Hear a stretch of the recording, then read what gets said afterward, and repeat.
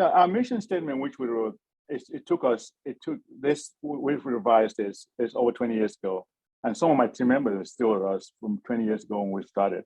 So they were part of that when you originally started drafting that, and they're still with you today. Yeah. They're still with us today. But it's more about this, we strive for excellence. We'll strive.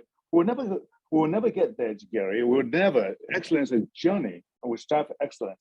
But also, we're going to have to make this practice a Christ-centered environment. Christ-centered environment where we can make a difference in people's lives, make a difference in the patients' lives that we serve. And we're going to embrace technology. That's part of our mission. That's embrace technology and how to use it to expedite treatment. Because I tell you, Gary, we've used technology and it has helped us. Thank God for technology. But also, how can we make this more predictable? But also, part of our mission statement is also to make this procedure now more comfortable. And finally, we treat the patient, not just the tooth. How can we treat this patient? Because let's face it, Gary, they have a toothache, but actually the patient has a toothache. It's not just a tooth. So how do we treat this patient? How do we look at it? Because sometimes we focus so much just on the disease, not looking at the person who actually has that disease. Right. So part of that, by looking at that helps us.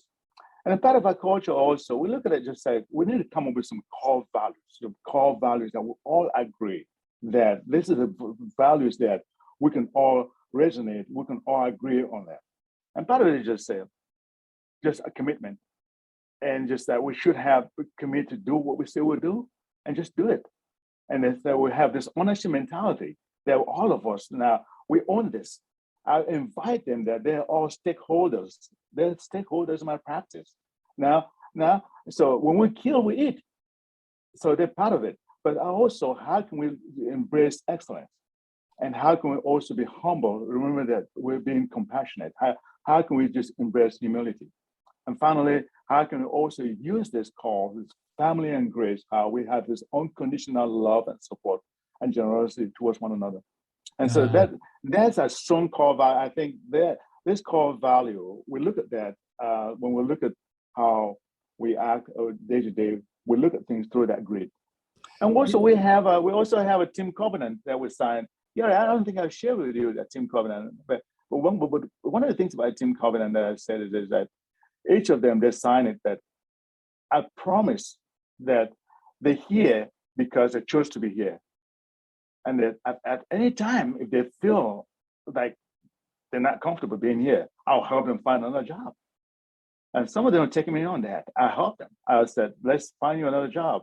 But they promised that they were here, that they feel like they have that freedom, that if they feel like leaving, that we're not going to hold them back. We're instead going to help them so they can move forward.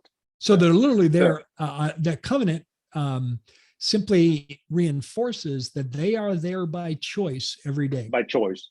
By choice. It's a choice they consciously make every day. Exactly.